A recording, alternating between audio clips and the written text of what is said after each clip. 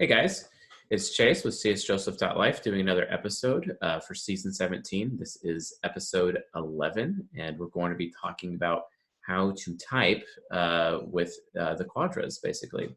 So season 17 so far, we've talked about each of the four sides of the mind.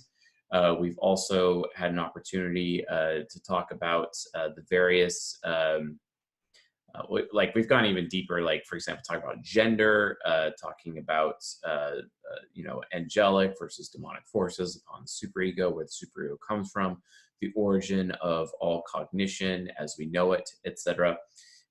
We've also gone deeper talking about the quadras and whatnot, and tonight we're going to be doing something a little bit different. We're going to be focusing on how you could utilize the quadras to actually type someone effectively. And I'm also going to be whiteboarding out the process. We might take a little bit of time on the type grid, but I do want to draw everyone's attention to the Quadra Foursquare, which I would be basically demoing it for the audience here. The Quadra Foursquare was recently made available for the Ultimate Messaging Formula at ultimatemessagingformula.com. And since the type grid was already leaked publicly, I'm going to be utilizing that as a visual aid as well. Just sharing a couple of pieces from the Ultimate Messaging Formula, as well as further, going deeper, I guess, within our discussion on Quadras. And I think this is necessary because the following episode of season 17, which would be episode 12, we're actually going to be talking about how to parent children and child development, basically mental child development, and the 4 stages of life, basically according to the 4 sides of the mind. That's going to be episode 12. And I think 13, we're probably going to be looking a lot more deeper, a lot deeper into parenting and children. And then after that, I think there's a couple of bonus episodes that we have regarding season 17, and then season 17 will be coming to a close. If you haven't figured it out already, we have 2 episodes out now for season 18. Those are email-only lectures, and those have already been made available. Wow, like seriously, where's my wand? Like, come on. I can't like be flipping around here like a crazy man without one. So, but anyway, so yeah, make sure you guys sign up for our email, csjoseph.life/typegrid. You can get the original type grid, which will be made available there, get you on your email list. Just note that if you guys unsubscribe for our emails, you're not going to get season 18. So just so you know, and a lot of people keep asking for the first couple of episodes. They are not available now. They may be made available later, but again, if you unsubscribe from the email list, well, then you're not going to get them. So keep that in mind. You want to make sure that you're not missing the awesomeness that is season 18. You can actually see some of the remnants of season 18 right here on the blackboard behind me. It's been very interesting. So, and the next episode is going to be known as the system of judgment, where we're going to be doing a nice deep dive into how judging functions or decision-making functions are utilized. So just a couple of previews for that. So awesome. And great. So let's just dive in now. I think I've gotten enough announcement related things. I don't need to really go into detail. I'm going to be probably releasing some special episodes as well this week that have nothing to do with anything that we've been talking about. So just because I had, I don't know, a hair at my butt about it, I guess. And I'm like, okay, sure. And I've just been kicking around the idea. May as well do it because a lot of people are interested in it, and I could probably do a quick 16 episodes, probably film them in like 2 days time, and just, there we have it, a bunch of content for everyone. So we'll see how that goes. But anyway, on to the quadras. So the quadras, we've talked about their virtues and their vices. We've talked about what are the quadras, basically. We've been talking about crusaders. We've been talking about Templars. We've been talking about wayfarers. We've been talking about philosophers. And it's just so interesting. Now, I would like to state, a lot of people coming in to season 17, because you know how the YouTube search algorithm goes, or any search algorithm for that matter, they're not going to watch season 17 in order. So just a little bit of review. What is a quadra? A quadra is basically four personality types brought into like the same. They share the same cognitive functions essentially, and because they share the same cognitive functions, they behave very similarly, not the same, but they make decisions. They perceive they see the world through the same eyes for the most part. They make decisions similar for the most part. They also heavily trigger each other. Like I mean, like really, they really trigger each other. But while they're very annoying to each other from a type, an archetypical compatibility, Jungian compatibility standpoint, they're actually very high in camaraderie. And one's own quadra is definitely the best place to actually learn a lot of lessons for yourself, especially when you're learning lessons from your own type, if you can actually stomach being around somebody of your own type for very long. I actually had the honor of experiencing that myself when, working on ultimate messaging formula, for example, with Kat Abiadnik, because she's an ENTP, and I was able to learn a lot about, being an ENTP and making a lot of mistakes. And it's kind of interesting because both of us have different cognitive focus. Her cognitive focus is ISFJ related. My cognitive focus is INTJ related. And cognitive focus from a review standpoint, I'll be going into this deeper in season 18, but it's the one part of your nature that is directly impacted by your nurture. So depending on how you were raised, depending on,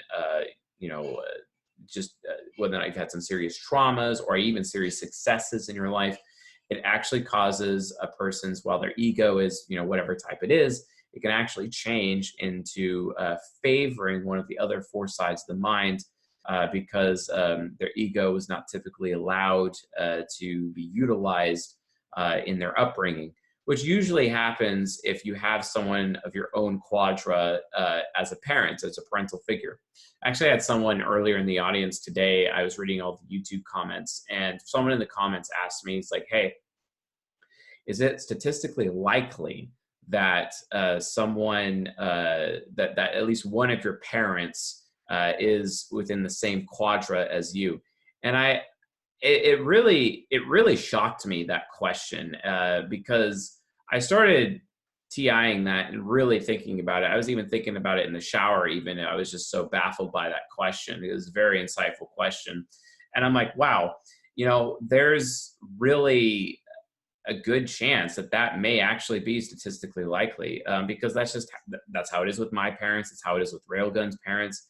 And I started thinking about, like, with everyone that I know, at least one child, in the family, at least of a set of kids, definitely shares the same quadra. But is it true that every child that is raised in a family shares a quadra with one of the parents? Is it always the case?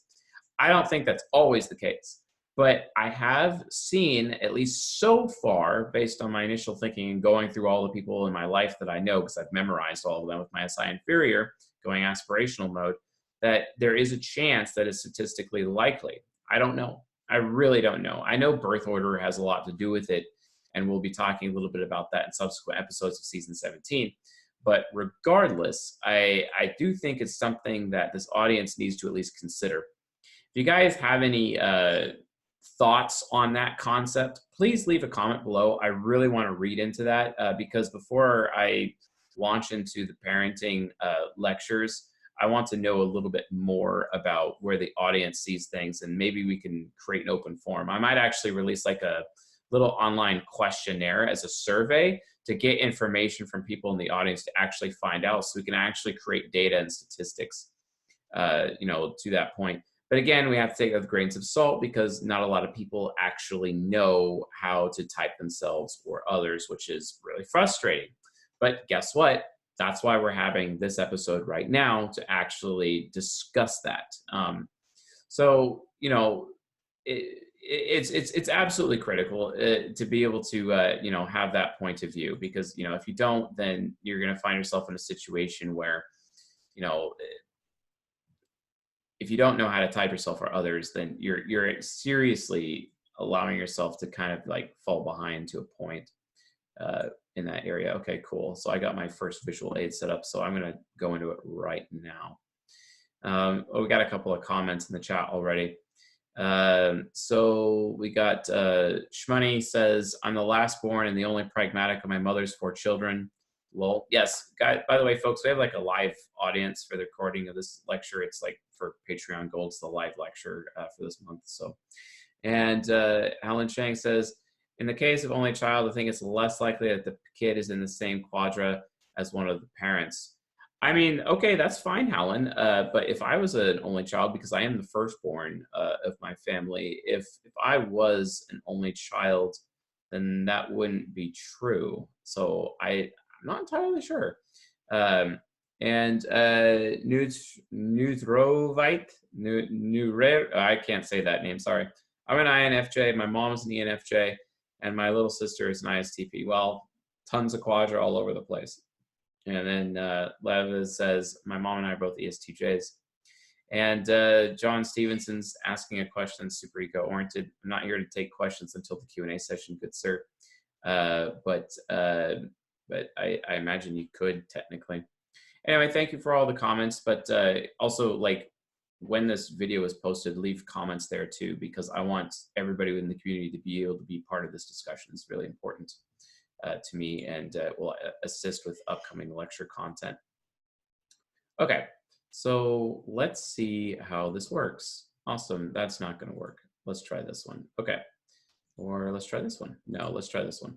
All right, so here's the type grid. This is the type grid that was leaked by our friend Vic Ruiz, and has also been copied by certain people on Instagram recently. I've gotten a few people. You know what's funny about that copy of the type grid? It's even actually using all of our original names for each of the individual types, because it's like, hey, as long as I have the type grid posted online without any of Chase's fancy visuals, it's okay. I'm not violating copyright or anything, am I? You know what I mean? It's just weird to me how people just think they could just steal stuff, but it is what it is.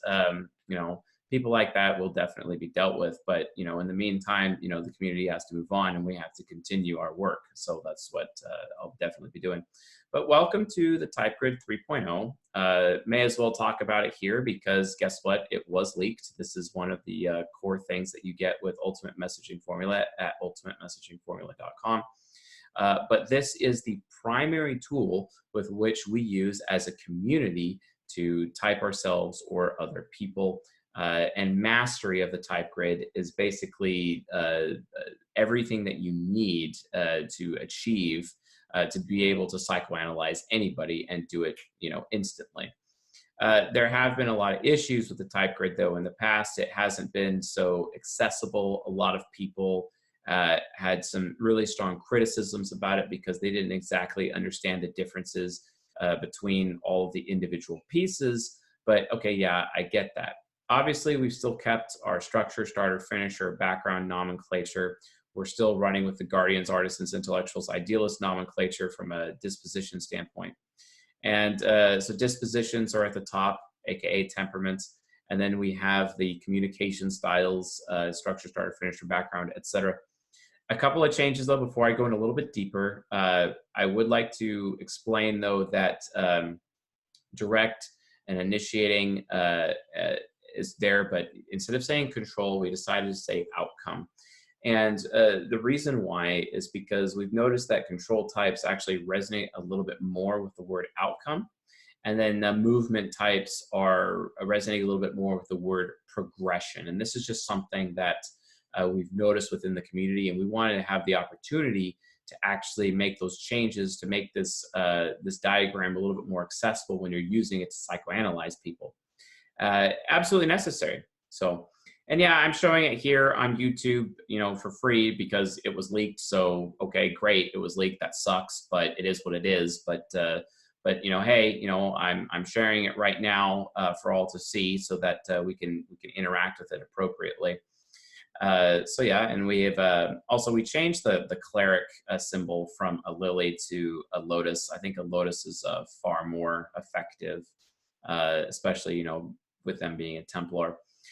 We updated each of the cognitive functions to be reminiscent of the content that we're talking about right now in season 18. Season 18 is about cognitive mechanics. And we're talking about, bow and spear, bow being TE, spear being FI, or we're talking about sword and mace, sword being TI, mace being FE, or we're talking about earth and water, which is introverted sensing versus extroverted intuition, or fire and wind, which is introverted intuition versus extroverted sensing.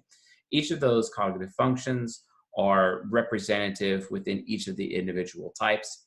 And then also within each of the individual 16 type squares, we've also added, and I'm going to move my mouse, hopefully you guys can actually see this here. Like for adjudicator, there's the symbol for the philosopher. In gladiator, there's the symbol for the Templar. In martial, there's the symbol for the wayfarer. Within rogue, there's the symbol for crusader. And what this does is that it gives you folks the opportunity to basically see, okay, yeah, here's the 16 types. Here's what specifically each quadra they belong to. And we actually made sure to include that within the type grid. Just, you guys have to really understand something about the type grid. One of the reasons why it works so well, in fact, it works perfectly well, and to the point where you can absolutely fundamentally put all of your faith into the type grid when it comes to psychoanalysis, because it will not let you down. The reason why is because it really helps you achieve a level of deductive reasoning when it comes to psychoanalysis that most people have not been able to do. Why is this? And guys, I'm leading up to the quadras in a second here, so bear with me. The reason why is because you have to see the type grid as a three-dimensional, four-dimensional, it's an abacus, guys. It's an abacus. Have you guys ever done calculus before? So you need to, especially if you're TE users watching this, if you're an extroverted thinker, you need to remember something. You folks make decisions based on inductive reasoning more than anything. And when you're making, so this is all you bow users out there, inductive reasoning. What does deductive reasoning mean? It basically means qualification, right?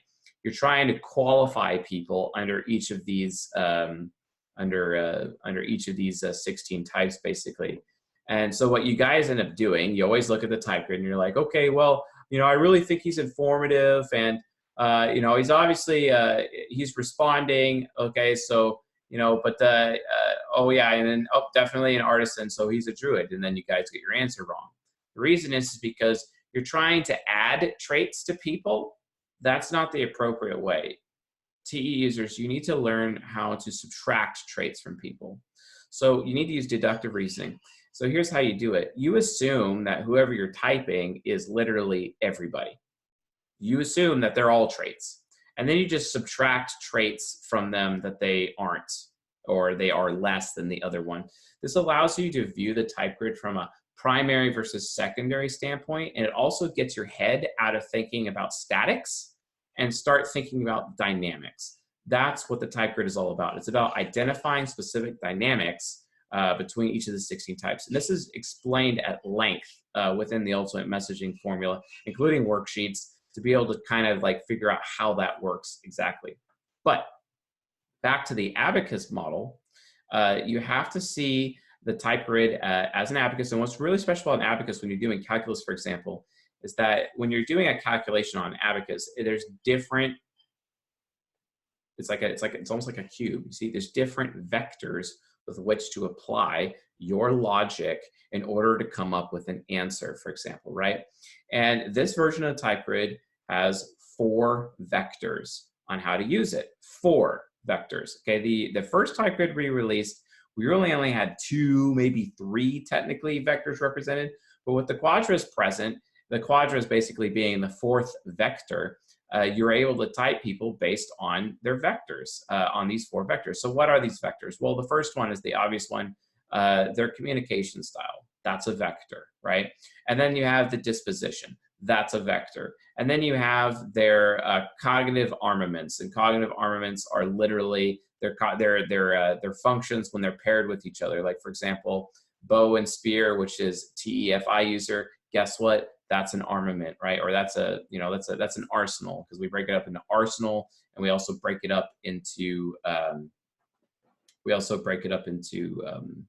affinity, which is your elemental affinity. And this is talked about at length in season 18, episode 2. It just dropped to the email users earlier this week. I hope you guys are like not missing out on that. But when we explain the cognitive functions from like a magical affinity point of view, earth and water, SINE, for example, fire and wind, NISE, for example.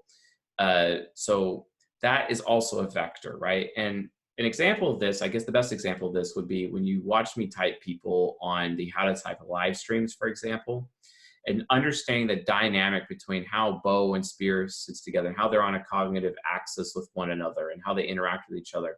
And then how bow and spear likes to be paired up with sword and mace. And sword and mace are also on an axis with one another, but then they link up pretty well together with bow and spear users because then they have a complete set of arsenals available to them in whatever situation, right?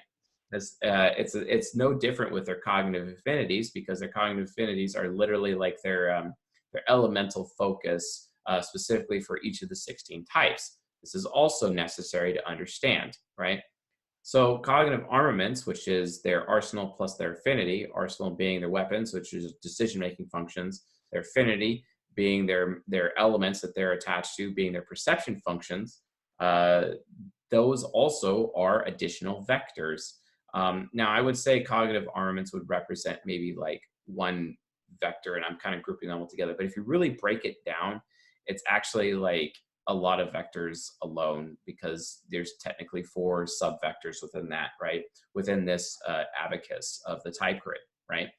So that's fantastic. And then obviously the final vector is that of quadras.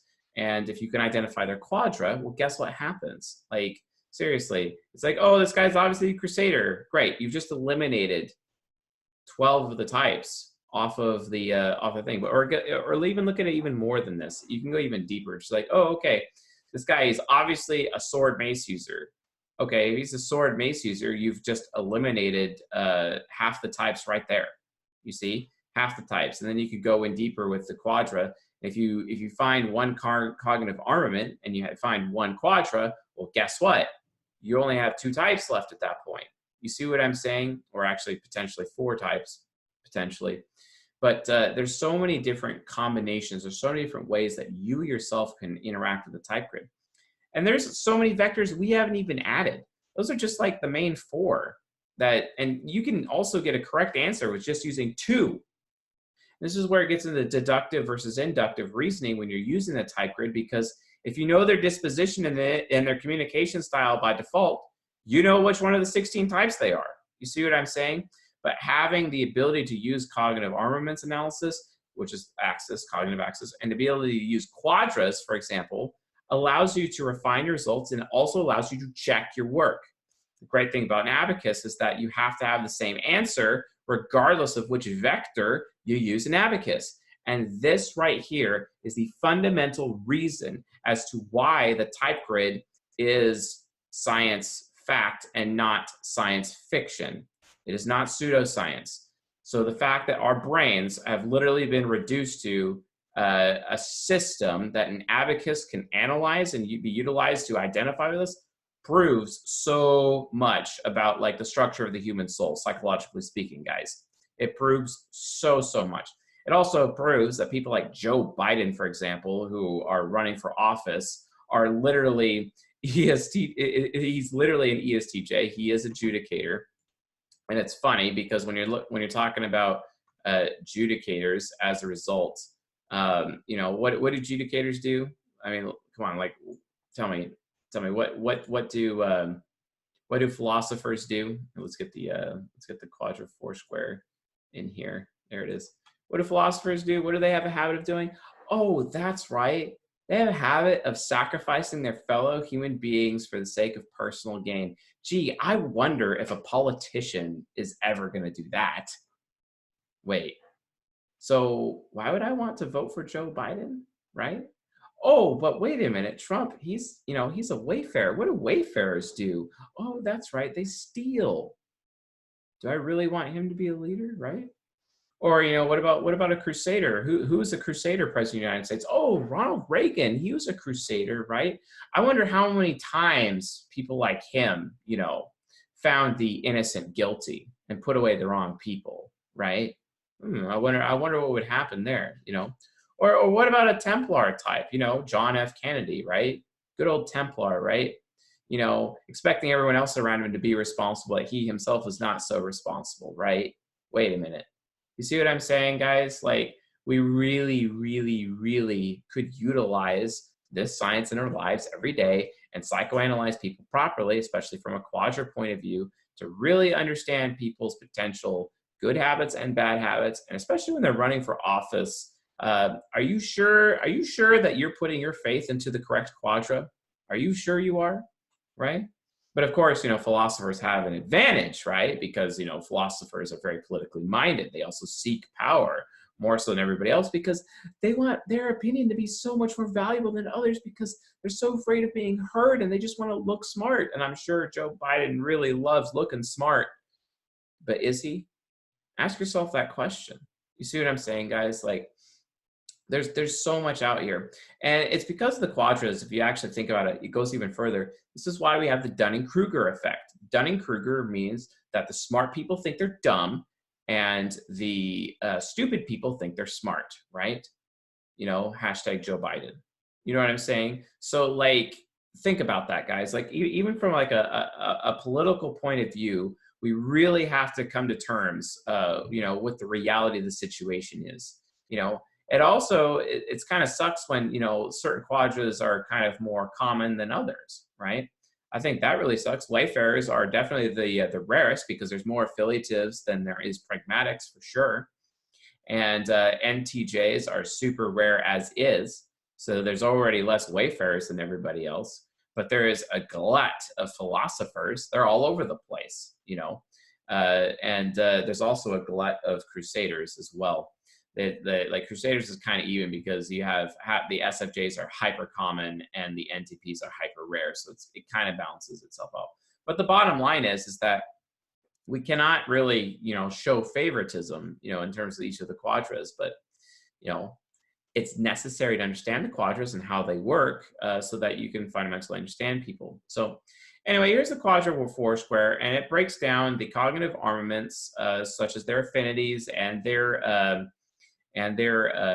arsenals. The affinities are going across the top, and the arsenals are going on the left, right, and basically, you know, the sword and mace users who have earth and water just happen to be crusaders, right? That's literally how to use this. Or the fire and wind users who happen to be sword and mace are Templars, right? Or fire and wind users who are spear and bow. Guess what? They're the Wayfarers, right? It's really, really easy. Now, granted, the ultimate messaging formula provides like nice little mini glossaries here and there within the documentation. It actually explains specific definitions as to each of how one of these individual dynamics works, so that if you get confused, you can at least translate it as to how it works in order to, you know, come to that conclusion. But it's absolutely necessary to come to the point where, you know, you actually understand the Quadras are definitely a tool with which you could utilize to type someone on a type grid. Remember, it's this abacus with multiple vectors. Now, granted, there's tons of other vectors. You ever hear of the Riemann dichotomies according to socionics? That's definitely a set of a ton of vectors with which you could actually test for against the type grid. It really makes the type grid's abacus calculative capabilities go even further. And it's why the type grid is a fantastic invention, and I'm very happy to be a part of its development. Because when it was first presented to me by my ESTP mentor, it only included communication styles and dispositions. It didn't include the rest. And slowly over time, as I began to learn psychology and learn the science, I began to realize that it was absolutely necessary to you know, apply the additional vectors to the type grid, or at least discover that additional vectors were capable of using the type grid in order to type people, to psychoanalyze people via process elimination. Because remember, guys, the moment you're able to identify someone's type, you know all of their cognitive functions. You know the four sides of the mind. You could actually potentially identify where they're at in their cognitive development. You know where their fears are. You know where their worries are. You know where their pressure points are mentally. You could manipulate them. You could make them super happy. You can make them really angry. You could teach them a lesson. You could cause them to hate you. You could cause them to love you. There's so many different applications as a result. And it's no different from a sales and marketing standpoint, as we have outlined in Ultimate Messaging Formula. It's no different from sexual relationships, for example. Like, for example, just look at the Quadra Foursquare. Crusaders should be with wayfarers. Templars should be with philosophers, for example. They're all opposite of each other, which is also kind of interesting. But, that's literally how it goes. I mean, I guess under the Quadra Foursquare, you can make the argument that opposites attract, right? Because when you look at Socionics duality, which is what they posit is the de facto compatibility in terms of sexual relationships, etc., they would have you have a sexual relationship with the same people, these same 4 types that are within your own quadra. Yeah, that really sucks. Like, why would anyone want to do that? These people exist to learn lessons from, or exist to compete with you so that you become a sharper, more capable person. That's what camaraderie is all about. Compatibility is the whole opposites attract thing, where you have the Crusaders going for the wayfarers and the Templars going for the philosophers, etc. And this is absolutely absolutely necessary to do that. So yes, I do have some allergies. I have to I gotta clean this room again. I have to vacuum it all the time. So there's like no ventilation in here for some reason. So definitely going to be getting that figured out in the near future. So yeah, with that being said, so remember, guys, just you got to utilize the quadras and really consider the quadras the way, because like I said, on the type grid, if you can identify somebody's quadra very simply, you instantly know they are one of these 4 types, and it actually makes it so much easier to eliminate, via communication style or disposition, for example.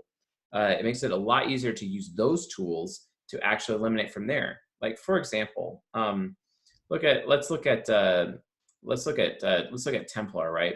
So their communication style, all of the Templars, they're all direct. But some of them are outcome focused and some of them are progression. So why did we change outcome versus progression? Let's talk about outcome again. Outcome is when a person, for example, outcome is a person who spends all of their time planning in order to do something right the first time, complete a task right the first time, go to the store right the first time, do some kind of activity or goal, complete a goal or complete an objective with just literally optimizing one attempt. And that's why they take so much time planning, and they take so much time to figure it out. It's kind of like I talk about that example of the man who walks to the bottom of all the bleachers in the stadium, looks up at all the bleachers, and then identifies the chair he wants to go to, and then he starts moving to the chair. Whereas the progression-based person, they're going to just start walking down the stairs, and they're going to immediately claim the nearest possible seat. So at least they have a seat, because they know it's possible someone else might take another seat while they're scoping out additional seats in case they can identify another seat. But at least they got their first seat. So at least they're guaranteed a spot. Whereas the guy that went to the bottom of the bleachers, he spent all that time planning, right, to make that one attempt, to find that one perfect seat, all that time to get that best outcome, right? Well, guess what? Me, as the movement person, is just going to end up taking that spot before he can get there, because I'm technically closer to it. You see what I'm saying? So then he loses out, and then he gets all upset. But in reality situation, it's his own fault, right? Or is it? Because he's outcome focused, and I'm progress focused. A progress-based person makes decisions differently. And how a progress-based, so someone who's focused on progression, these are movement-oriented types. These people, what we do, instead of putting all of that planning to make that one attempt and to do things right the first time, we just make attempt after attempt after attempt after attempt after attempt without any planning. And then as we make attempts, and if we fail, then the next attempt will be better, basically, until we get it right. Sometimes, though, we get lucky and we nail it on the first attempt. So great, I hit it on the first attempt. So why do I have to bother spending all this time planning if I know I'm going to hit it in the first attempt, right? It's faster, you see. faster with the risk of it being sloppy, or much slower with a lower chance of it being sloppy. Two different ways of doing things. This is outcome versus progression. This is why it was changed on the type grid, folks. But if we're going to use this as an example, if we see, if we've identified someone, okay, yeah, he's definitely a Templar type on a type grid. We know that he's fire and wind. We know that he's sword and mace, right? He's fire and wind, he's sword and mace, awesome. He is a Templar, great. We know this guy is a Templar. Well, here's the issue though. Which Templar is he? Well, I know they're all direct, okay, because you're looking at dispositions and communication styles now, but they have different dispositions. Is he abstract? Is he concrete? Well, if he's abstract, then we just eliminated the concrete ones, which is Artificier and Gladiator, which means this Templar could only be a Paladin or a Cleric, right? But then again, is he outcome focused? Does he spend a lot of time planning? Or does he make multiple attempts to try to get through? Oh, he's a multiple attempt person. Oh, that means he is an INFJ Paladin, right? And it made it so much easier to do. Instead of just starting necessarily with disposition and communication style, which could potentially eliminate, 8 to 12 people on the type grid. If you hit their quadra first, guess what? You've just eliminated 12 instantly, and then you could use the rest of the tools on the type grid to further narrow it down. It's all about a process of narrowing it down, guys. It's a multi-vector abacus. That's what the type grid is for. It's literally a Rubik's Cube. You need to treat it as such, right? Stop using inductive reasoning. You will not be successful. You need to use deductive reasoning to get the maximum amount out of the type grid. It's no different than when you're using an abacus, for calculus. It's no different. It's still deductive reasoning. It's still logic. Now, TE users, you're like, well, how do I do that, Mr. C.S. Joseph? It's pretty easy. Get out a piece of paper and write things down. I've noticed that TE users can use logic pretty well if they write things down.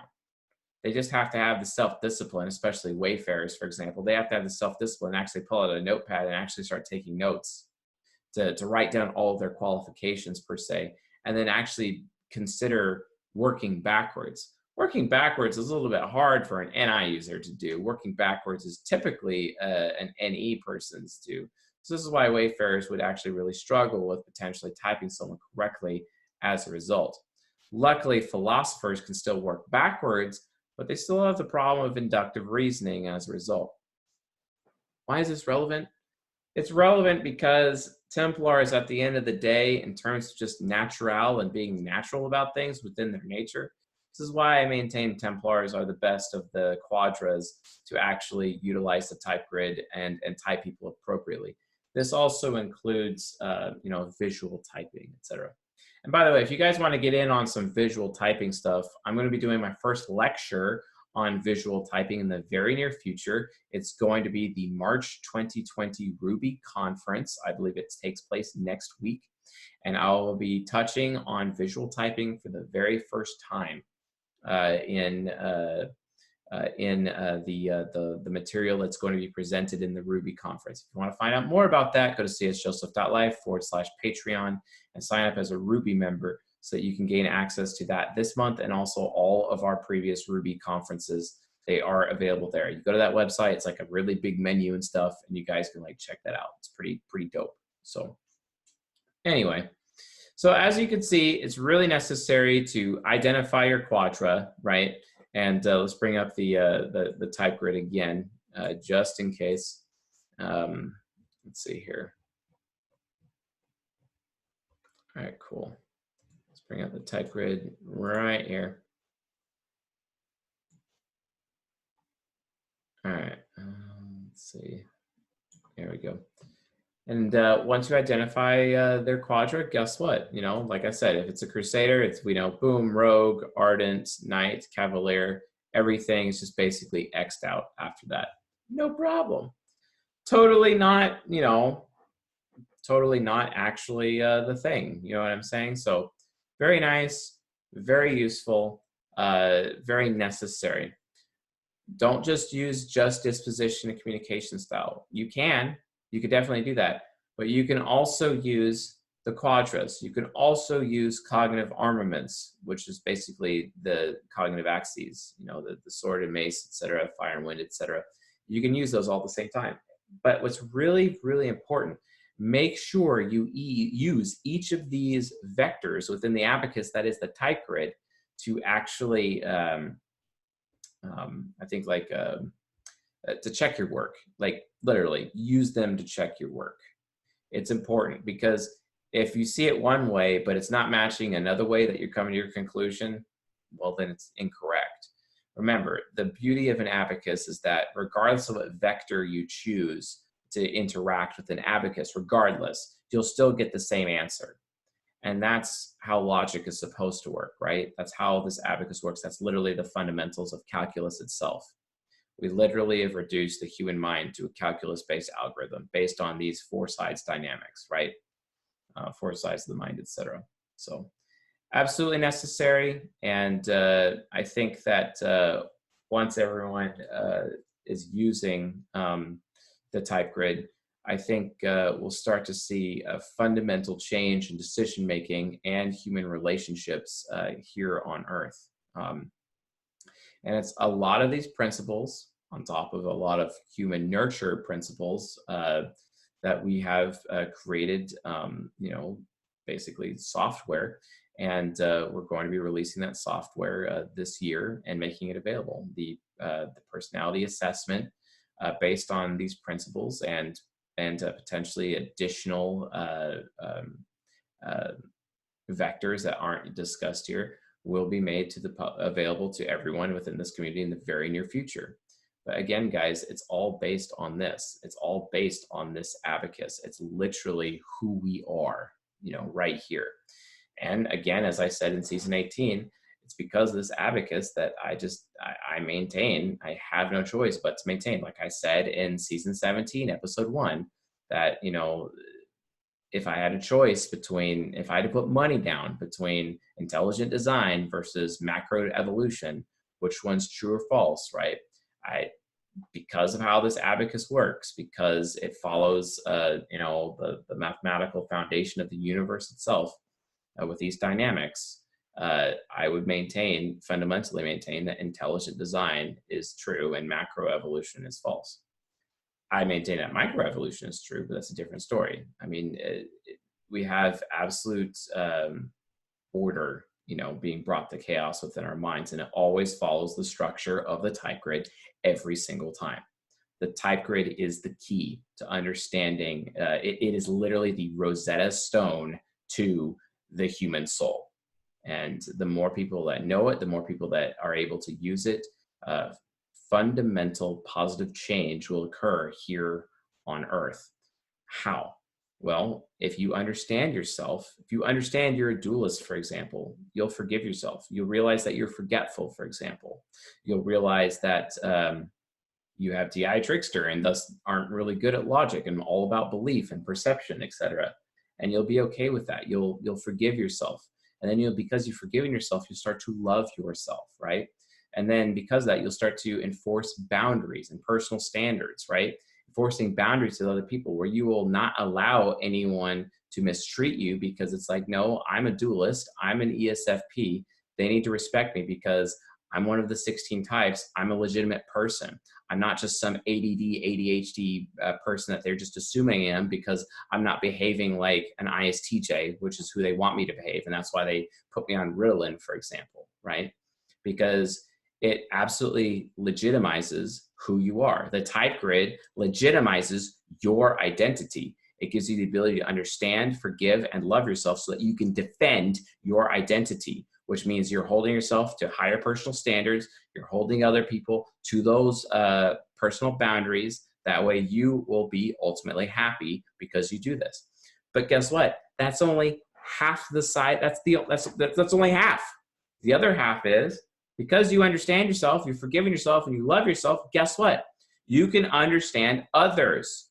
And that means you can forgive others. And that means you can love others. You know, love your neighbor as yourself. Wait a minute.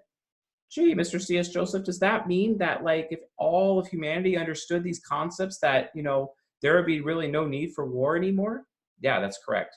there'd really be no need for such useless conflict anymore. Because if everyone understood the Rosetta Stone to the human soul, that is the type grid, they like might actually like be at peace with each other. I think it's kind of necessary, that human beings actually forgive each other as a result of a fundamental understanding of each and every person's point of view. I think that's absolutely necessary. So anyway, that's it for this lecture. A little bit shorter, but going to be going on into Q&A. So guys, if you have any questions, now is the time. So let's head on over to Q&A at this point. Let's see here. Because I think I hit like 40 minutes. At least I hope I did. Okay. Can you give us a quick example of how you identified someone's quadra? Sure, absolutely. So, for example, you have to really understand cognitive axis dynamics first. So like you're talking about sword and mace, fire and wind, earth and water. So let's do an example, like Bruce Lee, for example. He's an obvious crusader. Why is he a crusader? He's very dutiful. He says in his words all the time, be like water, right? And he talks about the concept of being very rigid and unbreakable. And one of his books, one of his philosophy books, he talks about an oak tree, for example, right? And this oak tree is very firm. It stands firm against the wind because the oak tree represents the introverted sensing. The wind represents the extroverted sensing. And as the wind beats on that oak tree, eventually the oak tree will break. And then the oak tree is broken.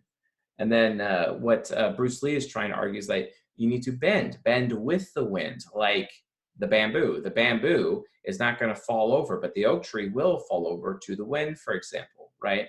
So, and that's a fundamental difference. If you understand these concepts, you can apply those concepts, to people. And Bruce Lee, for example, he's an expert intuitive. He constantly says, be like water, because water is not destroyed. You can heat it up, you could steam it away, you could push it away, but it always comes back. It always forms together again, right?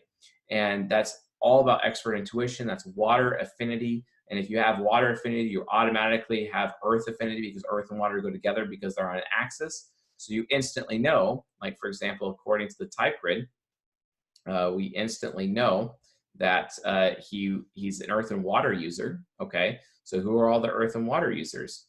Well, those are philosophers and crusaders. So if we're typing Bruce Lee, we know he's not a gladiator. We know he's not a marshal. We know he's not a cleric. We know he's not a duelist. We know he's not an artificer. We know he's not a ranger or a paladin or a druid, for example, but he's any of the other types, right? And then he's constantly talking about, utilizing logic, very sword, very critical of people. Oftentimes, people have complained and written stories about how critical he is, but then all of a sudden he can be really warm at the same time. And that high level of critique, this introverted thinking, it is the sword. And then being really warm and healing to people and supportive to others, that is the mace. So that's sword and mace. So that you're combining sword and mace plus earth and water. Remember, according to the Quadra Foursquare that we just saw a few minutes ago, that automatically means Bruce Lee is a crusader type, right? And that's an example. So we know now that he's a cavalier or a rogue or a knight or an ardent. And then I go beyond that and say, like, okay, yeah, he's obviously abstract. He's not concrete, which means that, he'd have to be a rogue or an ardent at that point. And he's all about the journey. He's not really about the outcome. He even talks and muses about the journey all the time, talking about how, and making multiple attempts, and how he tried so many different styles of martial arts within his career. And he developed the ultimate system of Jeet Kune Do, which is Kung Fu. It's the ultimate form of Kung Fu, in my opinion.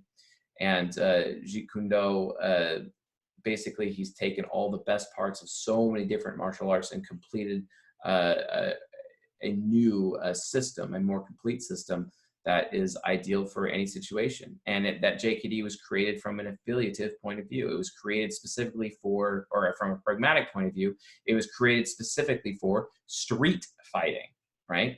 It was made for street fighting. It wasn't made to be like this Wing Chun dance, etc. It's all about, what is the results? It's all about, dealing with the fact that you might need it to defend yourself on the street in an actual street fight. That was the purpose behind JKD, which is very pragmatic standpoint. Whereas, you know, you have the very affiliative martial arts like capoeira, for example, where it's about the dance or it's about the music. It's not necessarily about combat, right? Whereas his martial arts system was literally for combat and just combat. A more pragmatic point of view. In order for a person to maintain one's own safety and independence, right? Instead of being interdependent, right? So it's very pragmatic, right? So we have abstract and pragmatic. So we know he's an NTP, but then because he sampled literally all of these different martial arts and moving from one to the next one to the next, starting it and then not finishing and starting another one, not finishing, starting another one, very notorious for being a starter type within his communication style.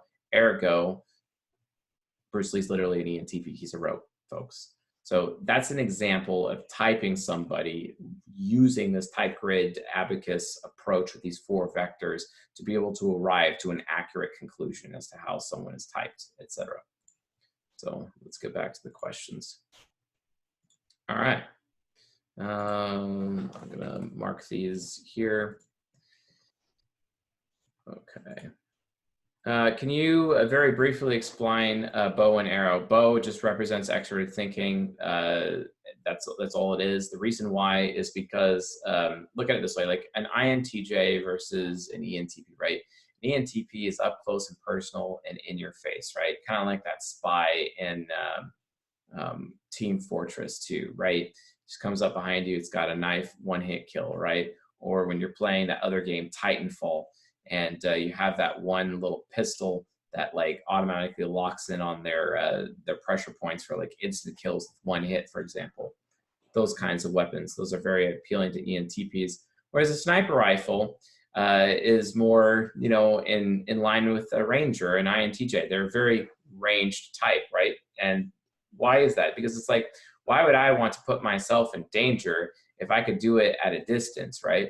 That's why that's why they're about bow. Expert thinking is about a ranged attack, a ranged decision. It's not up close and personal like introverted thinking is. That's why introverted thinking is a sword. Plus, it's a double-edged sword. It cuts the person it's cutting and the user at the same time. So it has to be strong enough to handle that. So hopefully that answers your question. Okay, John Stevenson asks, would you agree that SE is better at spotting the difference while NE is better at spotting the similarities versus things? No.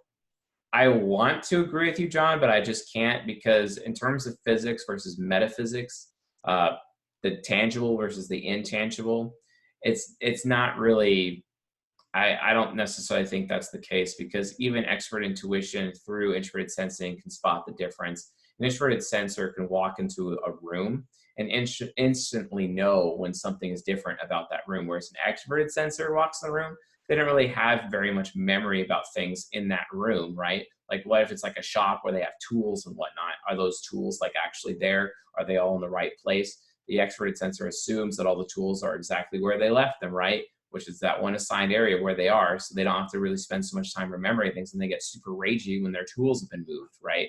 My grandfather did that to me all the time, and he's an ISTP. So I, based on these examples, I will not agree with this at all, John. I don't think that's a way to classify SE versus NE in terms of similarities versus differences. I think both of them could utilize both of those pretty easily. So awesome, thank you for your question. Moody McSorley asks, can you give examples of how having a movement versus progression, you mean, versus outcome focus comes out in people's everyday speech and conversations? For me, this is the hardest to follow during the How to Type Famous People episodes. It's more of, you have to look at the context. It's more about the context or the intention behind what's actually being said or what's actually being done. You also have to look at it from a systematic and interest point of view. You have to remember, it's not a static thing. You can't apply inductive reasoning because you're actually asking an inductive reasoning question. There's no static. You have to look at it from a dynamic. A dynamic is like you're oscillating between true and false. It's like, oh, if they're not this, then they have to be this. You have to look at it that way. You can't just qualify it and just be like, oh, they're this. No, you can't do that. You know, Remember, deductive reasoning is all about the assumption or the fact that if something is not true, then that automatically means it's false. Whereas inductive reasoning doesn't believe that. Inductive reasoning has nothing to do with that. Inductive reasoning is it's this, and that doesn't necessarily mean that it could be false. Doesn't necessarily mean that it could be true. It's different. See, so deductive reasoning automatically assumes that and knows that if it's not true or if it's false, it's automatically the opposite. It automatically qualifies as the opposite. So you utilize that in terms of movement versus outcome, for example. And movement, in terms of progress, is someone enjoying the journey of the conversation, or are they really focused on what is the point of the conversation? Are they just talking the talk, or is it are they adding in a few things? Are they keeping it going, or are they not? Are they trying to finish the conversation? All those things have to be asked, because in terms of progression, is it start a progression? Is it finish a progression? So many different things. So again, it all comes down to the intention of what's being said in conjunction with the context of what's being said. And then you have to utilize that data and then you have to bounce off of the other vectors with the type grid in order to come to a conclusion. Bottom line is, Moody, I can't give you a static answer for that question. You're asking for something that I just cannot provide. So again, it's literally because the deductive versus the inductive. And again, this is also why I maintain Templars are the best people for psychoanalysis. All right, so let's see here. Another question. Do you type nonfiction authors primarily by Quadra? I don't know, probably not. I mean, Russell Brunson, he's a crusader, right? For example, Jim Edwards seems like he's a philosopher, etc. I really can't say that's what I do primarily for authors. I really don't. I mean, I can always watch interviews, etc. And not only that, like, don't forget, like, there's also so many ghostwriters out there. And if someone's ghostwriting, like, how do I know if they're ghostwriting or not? And what about that person's type versus the original author? Like, who's who? You know what I'm saying? So it's really hard to do that. Usually I look into more than just actually reading just their book to really come up with a conclusion. So, and I think that's very necessary to do. All right. Abby asks, so to quickly find out someone's quadra, look at their personality, like dutiful, SI, warm, FE, highly critical, TI. Those are just some examples. If so, what are the other main attitudes to look for? I recommend you watch all of season 16. Season 16 will provide you with plenty of data in order to discern cognitive armaments to that end, and that's with perception and judging functions. Affinity versus arsenal, respectively, according to Ultimate Messaging Formula. So hopefully that answers your question, but ultimately watch season 16 playlist on the YouTube channel. Another question. Being very well integrated, can you appear as all of the quadras? So like ENTP Crusader can go look like an INTJ Wayfarer and really seem like a Wayfarer, especially on conscious focus. Yeah, it can happen. Just depends on the situation. This happens all the time in movies or in acting. It's extremely common. I don't see why it wouldn't be common. So just something to be aware of. I think another way to look at that also is go to like TV tropes, look up TV tropes, and consider how each individual trope is actually potentially one of the four sides of the mind. That's being and which of the four sides of the mind is actually being represented within the TV tropes, actually. And I think having that exercise would further answer your question. So and hopefully that does answer your question in a meaningful way. All right, some more questions. Thank you, Abby, for stating that. For trying to be more subtractive instead of, yeah, use subtraction, guys, with the type grid. Don't use addition. Okay, let's see. Oh, another question from Mr. Newt. I think you mentioned in another episode that the best way for an ISTP is to teach. Why is that? Is that like that for all Templars? Kind of. It kind of is like that for all Templars. Look at it this way. An ISTP, they need to teach, and they need to teach a good amount of people. It's not just one person because they're ENFJ subconscious. Developing one's subconscious is like the best and most happiest part of themselves. If someone does not develop their subconscious, they get to midlife crisis, right? So they need to develop their ENFJ mentor side of their mind. And this is why ISTPs, I highly recommend them being teachers because they become the most fulfilled people as a result, right? It's super important. ESTPs, however, is completely different. It's more of a master versus apprentice point of view, rule of two point of view. Darth Vader is an ESTP, and when he falls to the dark side, he's stuck in his ISTJ shadow, right? He's very pragmatic, and then boom, he's like stuck in his ISTJ shadow because the emperor literally has him in shackles, etc. This is a really good example as to how that works. He starts out as a gladiator, super powerful, then he ends up being this archivist and trying to bring back Padme from the dead because of everything that he's lost. And in his SE windy rage, he ends up killing her, for example, right? It's the same kind of thing. But Master and Apprentice, the Sith, the rule of two, because the ESTP would rather take and put a lot of their effort into just one person and not necessarily a group of people. That's really important to ESTPs. And I was that person. I was the apprentice to my ESTP mentor's mastery, basically, when he introduced me to his interpretation of this psychology, right? Which I'm very thankful he did. Changed my life for the better. Whereas with INFJs, it's not necessarily about that. INFJs need to develop a lot of personal strength and capability, and then they lead a wolf pack.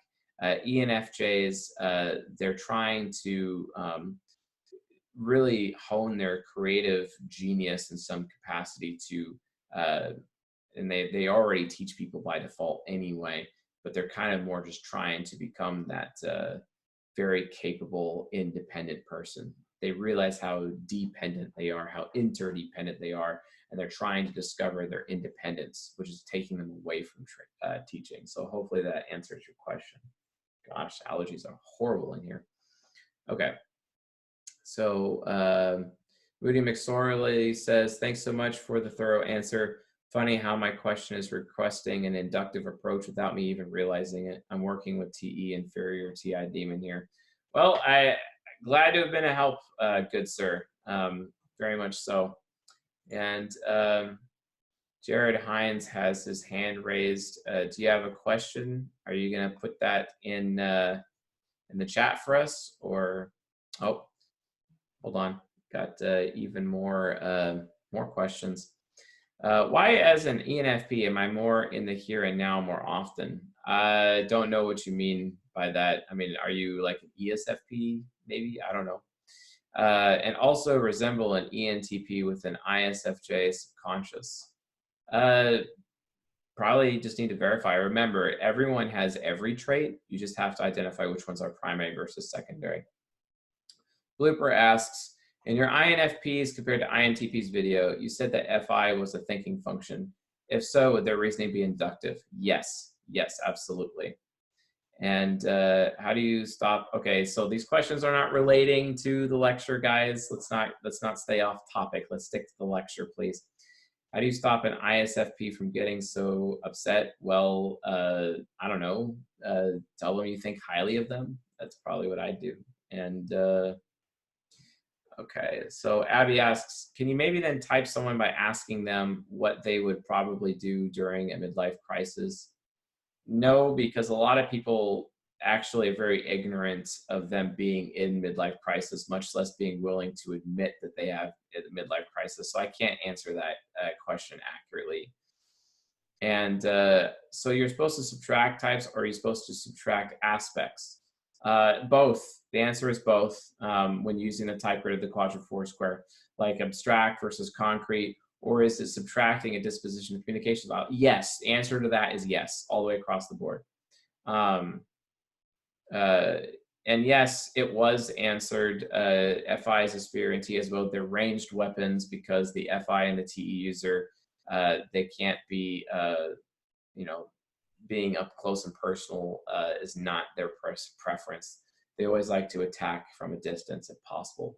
You know, if you really value yourself and your own personal safety and how you feel about yourself, you want to make sure that you're putting a lot of distance between you and somebody else necessarily on a battlefield for whatever reason. And that's why those symbols were chosen. So, but fair enough.